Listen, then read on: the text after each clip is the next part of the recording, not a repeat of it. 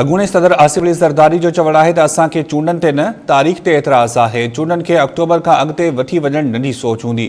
आसिफ अली ज़रदारी जो इहो चवणु आहे। अॻूणे सदर जो चवणु हो त सियासी पार्टियूं डायलॉग करे चूंडनि जी तारीख़ तय कनि। सियासत में ॻाल्हियुनि जा दर बंदि न कया वेंदा आहिनि।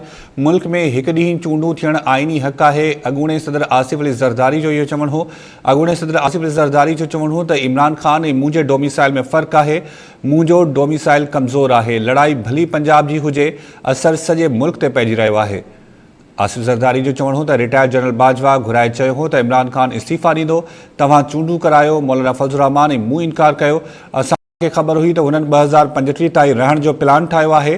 प्लान नाकाम बणाइण लाइ इमरान ख़ान ख़िलाफ़ बेतमादी रिथ आंदी। असांखे चूंडनि ते न तारीख़ ते एतिराज़ आहे। चूंडनि खे अक्टूबर खां अॻिते वठी वञणु नंढी सोच हूंदी। अॻूणे सदर आसिफ अली ज़रदारी जो इहो चवणु हो। संदसि चवणु हो त असांखे ख़बर हुई त हुननि 2035 ताईं रहण जो प्लान ठाहियो आहे।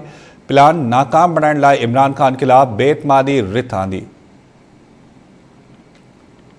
सियासी पार्टियूं डायलॉग करे चूंडनि जी तारीख़ तय कनि। सियासत में ॻाल्हियुनि जा दर बंदि न कया वेंदा आहिनि।